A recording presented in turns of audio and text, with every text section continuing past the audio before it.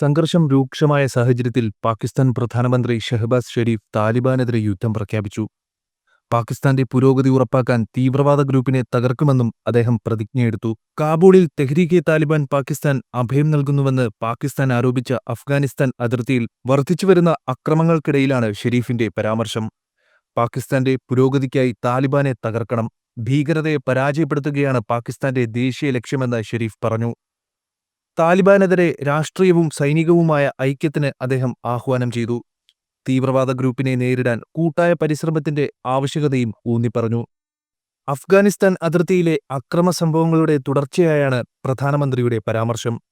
അഫ്ഗാൻ താലിബാൻ പറയുന്നതനുസരിച്ച് ഡിസംബർ 24-ന് പാകിസ്ഥാൻ അഫ്ഗാനിസ്ഥാനിലെ TDP ലക്ഷ്യസ്ഥാനത്ത് സംശയാസ്പദമായ ആക്രമണം നടത്തിയതിന്റെ ഫലമായി 46 പേർ കൊല്ലപ്പെട്ടു. അഫ്ഗാൻ താലിബാൻ പാകിസ്ഥാൻ നടത്തിയ ആക്രമണങ്ങളെ പരമാധികാര ലംഘനമാണെന്ന് അപലപിച്ചു. അതേസമയം ബോംബാക്രമണത്തിൽ സ്ത്രീകളും കുട്ടികളും കൊല്ലപ്പെട്ടതായി പ്രദേശവാസികൾ റിപ്പോർട്ട് ചെയ്തു. എന്നാൽ പാകിസ്ഥാൻ ഒരു ഭീകര രാഷ്ട്രമാണെന്ന് അഫ്ഗാൻ പ്രദേശവാസികൾ പറഞ്ഞു. കൊല്ലപ്പെട്ടവരെല്ലാം സ്ത്രീകളും കുട്ടികളും സാധാരണക്കാരുമായിരുന്നു. അവരാരും താലിബാൻ ആയിരുന്നില്ല. മറ്റൊരു നിവാസിയും സമാനമായ വികാരങ്ങൾ പ്രതിധ്വനിപ്പിച്ചു. ഞാൻ പാകിസ്ഥാനോട് പറയുന്നു, ഞങ്ങളെ അടിച്ചമർത്തരുത്. മരിച്ചവർ സ്ത്രീകളും കുട്ടികളും സാധാരണക്കാരുമായിരുന്നു.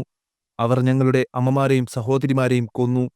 ഡിസംബർ 24-ന് നടന്ന പ്രത്യാക്രമണത്തിൽ അഫ്ഗാൻ താലിബാൻ പാകിസ്ഥാൻ സൈന്യത്തിന്റെ ഒന്നിലധികം പോസ്റ്റുകൾ അടിച്ചു തകർത്തിരുന്നു. കുറഞ്ഞത് 16 പാകിസ്ഥാൻ സൈനികരെയെങ്കിലും അവർ വധിച്ചു. TDPയെ നേരിടാൻ പാകിസ്ഥാൻ പാടുപെടുന്ന സാഹചര്യത്തിൽ പാകിസ്ഥാനും അഫ്ഗാൻ താലിബാനും തമ്മിൽ വർദ്ധിച്ചുവരുന്ന സംഘർഷങ്ങളെ ഈ സംഭവം എടുത്തു കാണിക്കുന്നു. റിപ്പോർട്ടുകൾ പ്രകാരം സർക്കാരിനെ അട്ടിമറിച്ച് ശരീഅത്ത് അധിഷ്ഠിത എമിറേറ്റ് സ്ഥാപിക്കുകയെന്ന ലക്ഷ്യത്തോടെയാണ് പാകിസ്ഥാനിൽ സമീപ വർഷങ്ങളിൽ 1200ഓളം ആക്രമണങ്ങൾക്ക് TDP നേതൃത്വം നൽകിയത്. വർദ്ധിച്ചുവരുന്ന TDP അക്രമങ്ങൾ പാകിസ്ഥാന്റെ സുരക്ഷാ സംവിധാനത്തെ പിടിച്ചു കുലുക്കിയിരിക്കുകയാണ്. തീവ്രവാദ ഗ്രൂപ്പിനെതിരെ നിർണായക നടപടിയെടുക്കാൻ സർക്കാരിനെ ഇത് പ്രേരിപ്പിക്കുന്നു. സംഘർഷം രൂക്ഷമാകുമ്പോൾ പാകിസ്ഥാനും താലിബാനും തമ്മിലുള്ള പൂർണ്ണമായ യുദ്ധത്തിന്റെ അനന്തരഫലങ്ങളെക്കുറിച്ചുള്ള ആശങ്കകൾ വർദ്ധിക്കുകയാണ്.